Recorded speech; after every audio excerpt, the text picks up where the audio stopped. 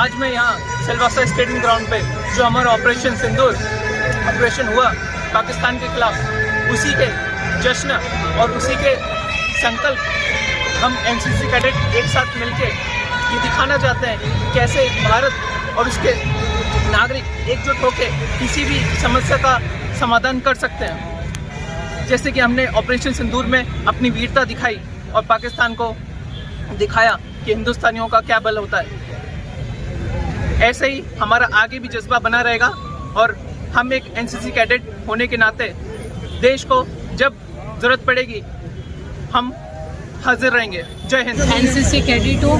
Training के दौरान एक ही चीज़ सिखाया गया है कि देश के लिए ही हमारा पहला धर्म है। मेरे भारतवासियों, आज हमारे लिए बहुत हर्ष का दिन है कि आज हम सब इस पावन धरती भारतवर्ष में दादरा नगर हवेली सिलवासा में हम लोग यहाँ पे एकत्रित हुए हैं तिरंगा यात्रा के लिए। तिरंगा यात्रा का जो उद्देश्य है वो हम सबको एकजुट करना है और दुश्मन को ये दिखाना है कि हम में कितनी सहनशीलता है और जब समय आता है हम कैसा दुश्मन पे वार कर सकते हैं। अगर आप देखें पिछले 4 युद्ध जो पाकिस्तान ने हमारे साथ छेड़े हैं, चाहे 48 हो, 65 हो, 71 हो और अभी जो उन्होंने जो आक्रमण हम पर किया है और सिंदूर से हमने उसका बदला लिया है। कारगिल का एक स्किमिश था, कारगिल की एक छोटी सी लड़ाई थी,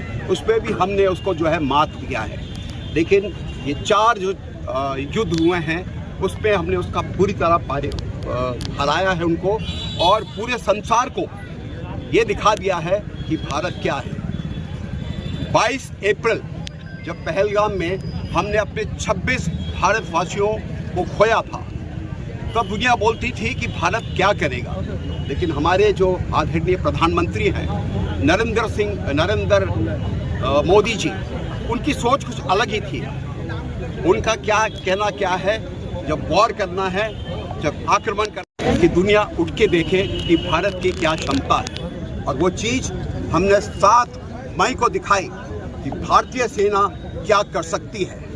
और इस बार पहली बार ऐसा हुआ है कि भारतीय सेना के 3 अंग आर्मी, नेवी और एयरफोर्स एक कमांडर के नीचे, जिसको कहते हैं हम CDS, उसके नीचे हमने एकत्र होकर काम किया है और दिखाया है कि हम क्या कर सकते हैं। हमने उन्हें घुस के मारा है और ऐसे घुस के मारा है कि कई सालों तक वो याद रखेंगे हम क्या कर सकते हैं। अभी गिनती सिर्फ शुरू हुई है, उनके कितने लोग मरे हैं, कितना उनका सर्वनाश हुआ है।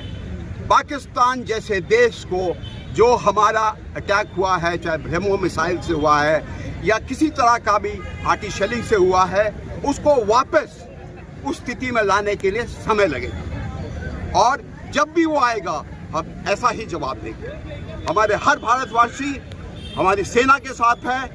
हमें बहुत गर्व है कि सिलवासा वासी जो हैं उन्होंने ऐसा एक कार्यक्रम का आयोजन किया है और देश को दिखाएंगे कि हम एकजुट हैं और समय आने पर हमेशा एक साथ रहेंगे। सर, ये जो अपना जो लोगों का जो प्रोत्साहन, लोगों का विश्वास और लोगों की जो मैं सेना के प्रति भावना देखा, और सेना तो लड़ाई लड़ने के लिए है ही, लेकिन जिस तरीके से भूतपूर्व सैनिकों को भी एक आयोजन करने का मौका मिला और उनके पीछे पूरी, जैसे हर एक समाज के छोटे से लेकर बड़े तक, औरत से लेकर मर्द तक, जवान से बूढ़े तक, सब एक स्वर में एकजुट होकर फौजियों के पीछे आकर भारत माता की स्वतंत्रता के लिए और भारत जो ये पराक्रम कर दिखाया है 3 दिन के अंदर, उसका जश्न मनाने के लिए जिस तरीके से लोगों ने सड़क पर आकर इसका प्रदर्शन किया है, हमारे फौजियों का साथ दिया है, इसके लिए मैं गौरवान्वित हूँ और आशान्वित हूँ कि ऐसा ही आगे भी भविष्य में अगर एकता बनी रही तो हमारा देश हमेशा सोने की चिड़िया के रूप में उभरा हुआ रहेगा और एक अच्छा भारत होगा। पाकिस्तान को क्या संदेश देना चाहेंगे जो अपनी मर्यादा में रहे? पाकिस्तान के लिए तो बस केवल 2 दिन की लड़ाई ही उसको 9 जगह के ठिकानों को, 100 आतंकवादियों को, जो अभी तक वो अपने आतंकवादियों को गिनती नहीं कर पा रहे हैं, उनको खुद का पता नहीं कि उतना कितना बड़ा नुकसान हुआ है आज के दिन में उनको कम से कम बरसों बरस रह गए अपने फिर से एयरफोर्स को डिप्लॉय करने में, चूँकि उनकी पूरी एरोप्लेन जो है जो प्लेटफॉर्म है हवाई जहाज उड़ने की पूरे ध्वंस हो चुके हुए हैं। उनके पैरामिलिट्री के जो बेस कैंप है वो सब ध्वंस हो चुके हुए हैं। तो उनको अभी संदेश अपने आप मिल गया है और आज गिड़गिड़ा रहे हैं। लेकिन प्रधानमंत्री जी ने साफ स्पष्ट शब्दों में कहा है कि सिंदूर अभी स्थगित हुआ है, ये बंद नहीं हुआ है।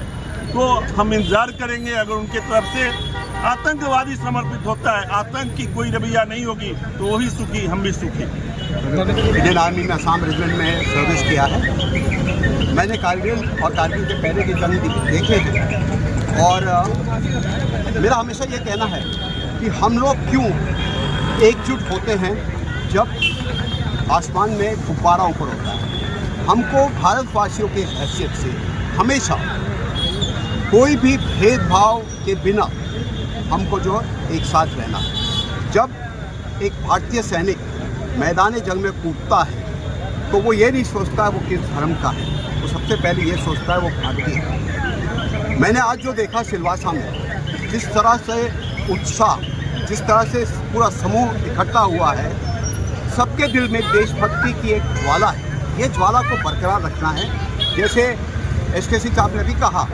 सिंदूर अभी ख़त्म नहीं हुआ है।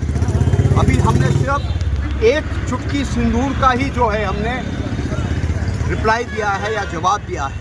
अभी हमारे कितने सिंदूर 22 अप्रैल के पहले कितने सिंदूर उजड़े हैं, उस सब सिंदूर को उसका बदला हमको लेना है।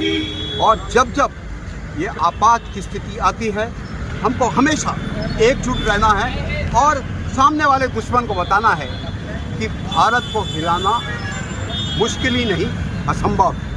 आज हमने पूरे संसार को, पूरे विश्व को ये बता दिया है कि भारत किसी के सामने झुकेगा नहीं, चाहे वो यूएस हो, चाहे टर्की हो, चाहे अजरबैजान हो, पाकिस्तान हो, चीन हो। हमने सबको दिखा दिया है कि हम में वो क्षमता है, हम में वो कर्तव्य परायणता की भावना है जिससे हम किसी का भी सामना कर सकते हैं। हम हर बार घुस के मारेंगे और दुश्मन के छक्के छुड़ाएंगे, उनको ये बताएंगे कि हम वो हैं जो कुछ भी कर सकते हैं, क्योंकि हम क्या हैं, हम हिंदुस्तानी हैं। तो मेरे साथ सब बोलेंगे, भारत माता की जय, भारत माता की जय, भारत माता की जय, वंदे मातरम, वंदे मातरम, वंदे मातरम।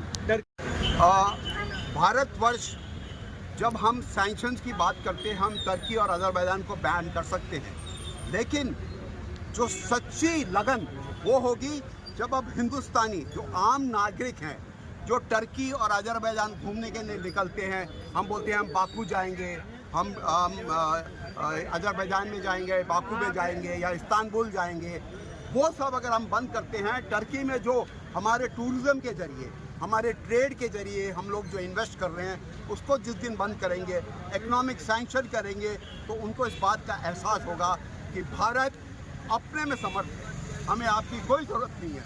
क्योंकि भारतवर्ष इतना बड़ा देश है, पर्यावरण की रक्षा करना आपका काम है, टूरिज़्म इतना है, तो बाहर जाने की आवश्यकता ही क्यों है हमको। तो हमें ज़रूरी है कि जो देश हमारे गद्दार देश पाकिस्तान का साथ दे रहा है, उसका बिल्कुल साथ ना दे।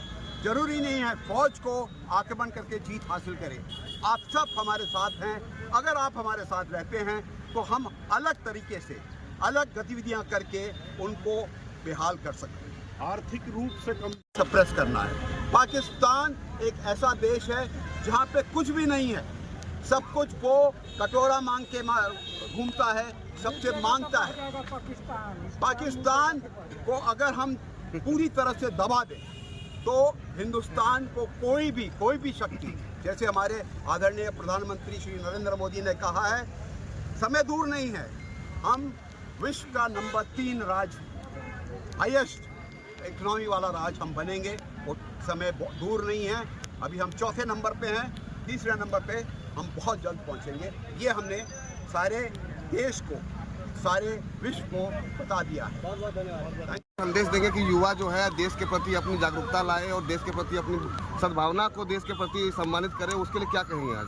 मैं इतना ही कहूँगा, जब एक जवान कि आप में से जब भी भर्ती होता है तो एक 17-18 साल का होता है, लेकिन जब वो आर्मी की ट्रेनिंग निकल के आता है ना तो उसके शरीर में एक अलग टाइप की खनक होती है। आप लोग देखते हैं ऐसे ही हमारे जवान जब इस तरह की क्रांति देखते हैं तो उनमें उन्माद आता है और देश को ऐसे जवानों की ज़रूरत है।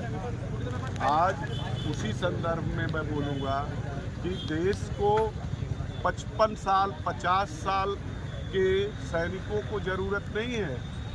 आज जो भर्तियां हो रही है जिस तरह से, आज उन्हीं जवानों की जिसे बोलते हैं कौन सा अग्निवीर है जो लड़ेगा, जो देश के लिए मरेगा, जो देश के लिए कुछ करेगा। ये जज्बा उन जवानों में ही रहता है।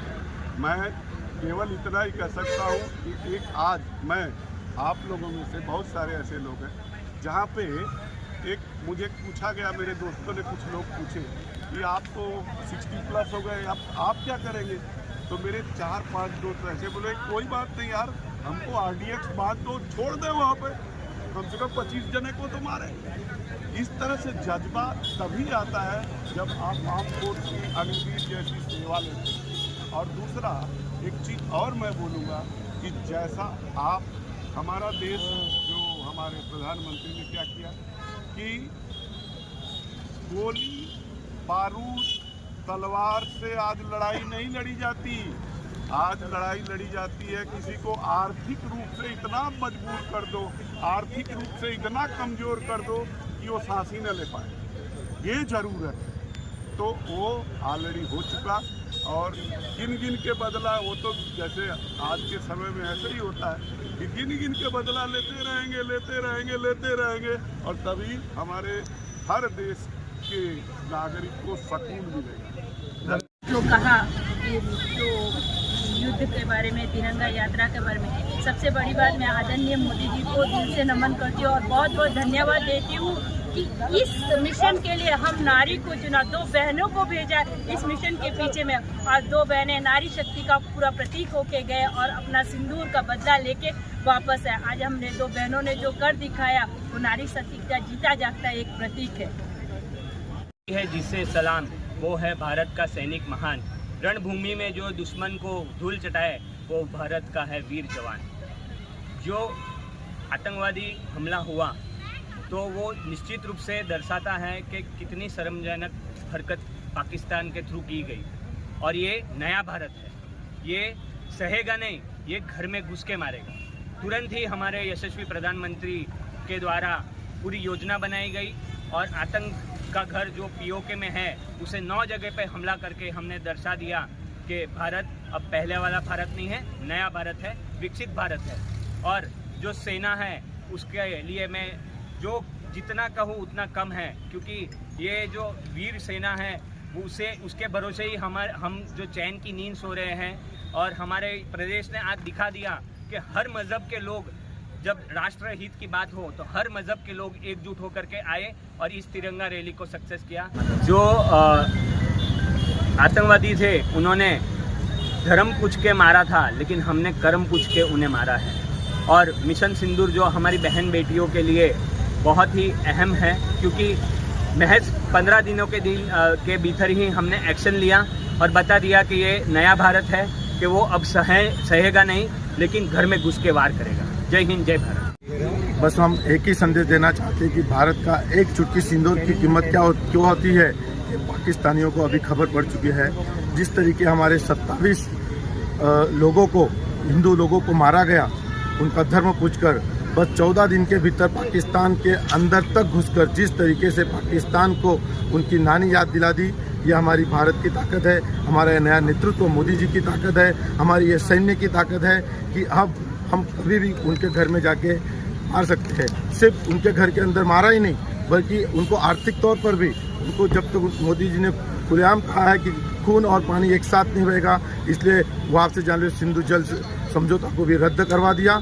और देख सके उनके ऊपर काफ़ी तरीके के बैन लगाए हैं। आर्थिक रीते भी पाकिस्तान को कमज़ोर करने की पूरी कोशिश भारत द्वारा की गई है। इसलिए हम सेना और भारत के प्रधानमंत्री, यशस्वी प्रधानमंत्री का धन्यवाद व्यक्त करते हैं। जय भारत। आज आज हमें बहुत ही प्राउड हो रहा है कि हमने पाकिस्तान को मुंह तोड़ जवाब दिया है और हमारे यशस्वी वड़ा प्रधान श्री नरेंद्र मोदी जी की जो शेर की दहाड़ थी वो आज हमने दिखाई है। और हम आज हमारे शहीदों जो हुए हैं उनको भी नमन करते हैं और हमारे सैनिक को और मजबूत से लड़े और ये पाकिस्तान के हर एक आतंकवादी को ढेर कर दे, यही हम यहाँ से प्रार्थना करेंगे। और जहाँ भी जरूरत पड़ेगी मोदी जी को, पूरा भारतवर्ष उनके साथ है, हम सब उनके साथ है। बोला भारत माता की, भारत माता की,